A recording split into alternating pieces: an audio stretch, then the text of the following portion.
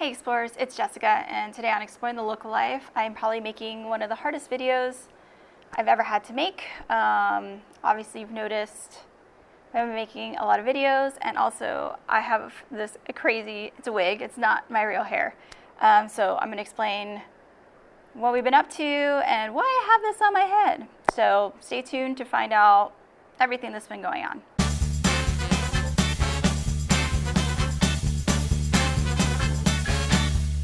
All right, so like I said, this is probably one of the hardest videos I've ever had to make. Last we kind of connected. We were stationary on my parents' property while all this crazy, pandemic stuff passed or lightened up or whatever the situation was going to be, right? And we're actually still here. And I don't have my rings on, not because Robert and I are still very much in love and married. That's not what this is about. I just took them off because my fingers have been swelling because it's like almost, 100 degrees here in Florida. So sometimes my rings just aren't going on because of the swelling due to the heat.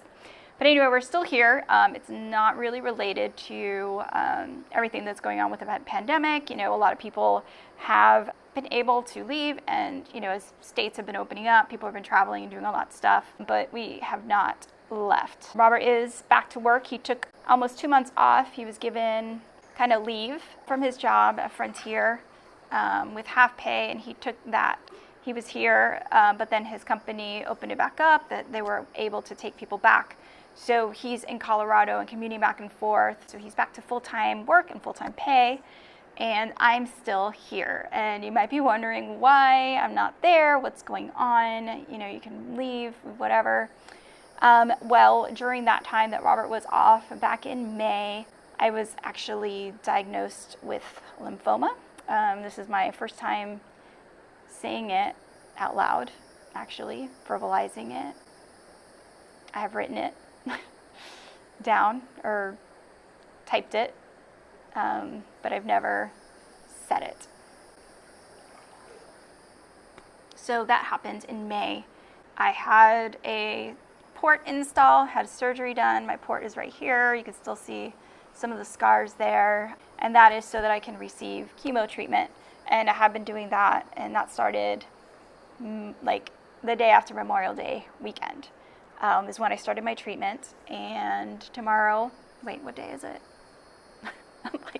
Next week, I go in for my third round of chemo. Right now, I am not actively receiving chemo. The type of chemo I signed up for, I don't even know how you say that, is that I receive chemo for 5 days for 24 hours. I go in on a Monday, I get a IV in my port, and they give me chemo that day, and then I go home with a pump with chemo, and that stays on me for 24 hours. I go back, and they refill that, and I go back again, and I do that all the way Monday through Friday, and then I have 2 weeks off where I'm not on chemo at all, where they just do blood work and things like that. Now, the reason for the wig is not only is it fun and cool, but my friends actually sent it to me because I started losing my hair. And as you remember, I had all this long hair. So as soon as I started the chemo, I actually cut it real short. Because I felt like if I was going to lose my hair, that maybe that might be less traumatic because it would be shorter. But then the hair actually started falling off in the shower and in huge globs, and it was really traumatizing, even though it's just hair, and even though I knew it was most likely going to happen, it's still a traumatic experience when it happens in those big chunks of hair. So I actually ended up buzzing my hair. And I'm going to take off my wig, and you're going to see it. And I'm going to show you some of my fashionable hats that I also use. Mostly I use these when I go into the doctor's office because it's cold in there. It's probably not cold. It would probably be normal feeling good. It would probably feel just right and normal temperature, maybe even refreshing. But when I go in, now I have no hair, so my head's, I have little stubs, but whatever. My scalp gets very cold, and when I'm there receiving, whether I'm getting saline, just hydration fluids, or if I'm actually getting the chemo, it's like hanging in this bag. So the bag of fluid is cold, and then it goes into my body, and then I feel cold. So having these things on my head helps me not feel as cold when I go in. So I kind of go in there like it's winter, because otherwise I'm just really cold.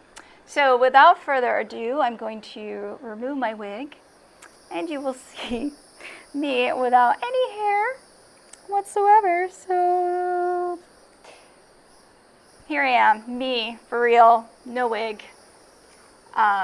So I have no hair. I still have like my eyebrows and eyelashes. Apparently you can lose those as well. I came on camera today without any makeup either. I did put on my earrings, but just to be kind of real about everything that's happening.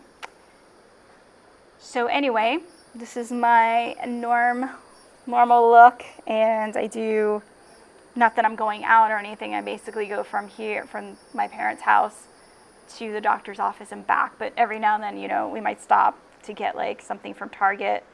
I've been doing drive-up service, or wherever I'm going, I'm not going into the stores myself, have somebody bring it out to me. Anyway, but you know, this is usually how I am, especially since it's so hot out. But I do have some fashionable hats, and I will model those now. This one is so weird. It's like, I don't know, you can kind of wear it like this as a scarf, but obviously, you know, I'm using it to cover my head, so I just kind of, you know, bunch it up. And a lot of these were gifts from, you know, some close friends and things, you know, that are trying to be very supportive of everything that's going on. And I don't have a mirror, so I don't really know what this looks like. But basically, I just try to like scrunch it up and make it look, you know, as cute as, you know, it can. So there's one. This other one actually stuck a rubber band in it, so I can make it look like more like a slouchy beanie. So that's what this looks like. And Robert is calling me.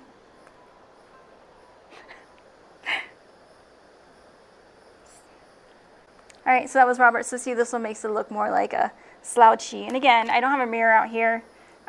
Clearly, I'm outside by my parents' pool, and the lighting isn't great because I just wanted to get this video done because it's been long coming, but I really had to work up to it. It's really hard. It's hard. So then I got this one, and I figured, see, this is like a real slouchy hat, and it's very colorful. And I figured this one can second, you know, like when I go to Colorado and it's cold, I can actually reuse this. I could probably reuse all of them, but you know. And then I actually bought these for myself as soon as my hair started coming out because, well, ta-da! So I got this one. And then the last hat that I have is this one. Sorry, this one wasn't, oh, it's inside out. There it is. I probably could have been better prepared to model them, but whatever. Ta-da! So this is how I stay or show up so I don't freeze when I'm at the doctor's office. But anyway, that's going on. So as far as like how I'm doing and feeling and everything and how this affects our RV life and the kids and everything, as far as how I'm doing, I'm actually doing really great. This week in particular, I'm feeling absolutely wonderful. I feel like my normal, total self.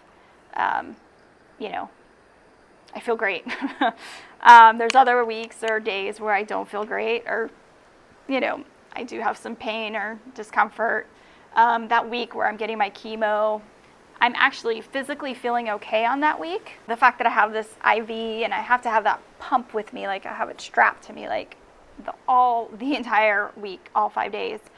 You know, I feel physically uncomfortable in the sense that I have this huge bag and, you know, IV in my chest that has to be there all the time. So it makes like sleeping weird, and it's just like, you know, I'm always aware of that. But otherwise, like, I don't feel pain or really anything from it. So for the most part, I'm doing really, really well with that. And then, you know, as far as like my own mental whatever, I'm doing really well. I went through my this isn't fair, why me, angry, you know, cried. I don't want to say I got through that really quickly, but I made myself face it and definitely, like, I don't want to say get over it, but definitely feel all the feels, have all the emotions come out, feel the anger, have the tears, all the things, the sadness, all those things. And, you know, so because I knew if I did that, just because of how I am and how I handle emotional things or things that are difficult, I very much have to face those deep, ugly, icky things deep down so I can move on and get to my next phase, which is focusing on what I need to focus on, which is my health and my healing. And, you know, if you watch some of my videos, not all of them, but I am a Christian, and I definitely have and definitely am now depending on my Lord and Savior Jesus for everything, my strength, and I know my healing. I'm confident in my healing because Jesus said I was healed already. In the Bible, it talks about all the people that were healed, and, you know, I'm believing for that, and I'm there already. I'm just waiting for the manifestation of it in my body to happen. It doesn't always just come like that. Sometimes it takes some time to manifest itself in the body. So in that sense, I'm good. Does that mean I never feel any, like, you know, sadness or disappointment or any of those things? Of course not. You know, I have moments where I'm like, oh, this sucks, or this is terrible. You know, there's some days that are terrible. But for the most part, I have a lot more good, happy, joyful days than I do not, you know. And so that's what's going on with me, feelings-wise and physical-wise and all that stuff. As far as, you know, the kids, they're with me. We've pretty much moved into my parents' house, and we still have the RV here. It's parked out there, and Danny actually goes in and takes care of the cat. I can't really do that stuff so much, so he's doing it. He actually spends a lot of his time there because the internet's really good there. We have a wine guard, and so he gets to video chat with his friends and play games and whatever there. So there's some days where I can't do as much with them or for them or whatever as I normally do, but my parents are here and they're helping me out a lot. And of course, Robert comes back and forth. And, you know, when he's here, obviously he's helping everybody out and all that stuff. So together, have a lot of support here. So together we make sure that the kids' needs are met and that they're getting, you know, everything that they need. And they understand some days mom just needs to sleep. And other days mom can play video games and do all the stuff and, you know, watch them in the pool and stuff. I can't go swimming myself. I'm not supposed to be doing any of that stuff. So I can't do that, but I can watch them and cheer them on and all that stuff, which I have been doing. As far as Robert, like I said, he's working and commuting, and you know, he was here during the whole, he wasn't working during the whole diagnostic point, where I was getting all my testing and going back and forth to the doctors, and I was in the hospital and all this stuff happened, and he was there for all of that to be able to, you know, make sure I was transported and getting the things I needed and helping with the kids and stuff. So he was there for all of that. And now he's back and forth as much as he can be, and that's pretty much it. Plan is still for us to go to Colorado together and be out there, continue our lives and adventuring and hiking and all the things. We'll see what happens with our RV living situation. RVing in Colorado is not inexpensive, and even though I know you can really live your RV life and journey very inexpensively, because of Robert's job, it's more of a, you know, it's an in-office job. We have to be there in Colorado, and we don't have the flexibility really to all of us just go travel, follow the weather, you know, follow the cheaper campsites, you know, stay at Thousand Trails, all those things that we know, you probably know too, for saving money with RV living. We can't really do that with his job so much. We've been doing it for about 5 years here and there, but, you know, we're going to get to a point where we're like, now that he's in Colorado, you know, spending $1,000 or more a month on a RV campsite, plus his commuting and all that stuff really adds up a lot, eats up a lot of our income. So we're trying to figure out what is going to be the best route for us going forward, whether we keep RVing full-time or if we do more of a part-time RVing, if we get rid of our RV, if we get like something like a pop-up just for weekend travel and all stuff. I don't know yet either. So we'll let you guys know as soon as we know. But this is why I haven't been posting as much anywhere. And I am updating everybody on Patreon. So if you go to patreon.com/exploringthelocal-life, I am going to be chronicling my journey there. If you're not interested in supporting us financially as a patron, I will be posting things publicly as well there. So if you want to follow on with the journey, but you yourself are not in a financial position where you can financially support us via Patreon or do any of those things, that's fine. I completely understand that. That's fine. You can still get information on my journey and what's going on. If you do decide to be a patron, thank you. And you will get the stories first. So I will post everything exclusively for the patrons several days ahead of time, and then I'll make it public for everybody else. So go ahead and check it out. Go over there and follow along, and you will get notifications of what I'm doing. It's just a lot easier for me emotionally, energy-wise, all those things for me to post it there in kind of one place versus trying to update everyone everywhere and all social medias on all the different things, because it takes a lot for me to talk about what's happening. So that's pretty much it. Thank you so much for watching. Make sure if you haven't subscribed, please do so. If you are interested, this is the first video you're watching of us and you're like, what the heck, I want to know about RV living.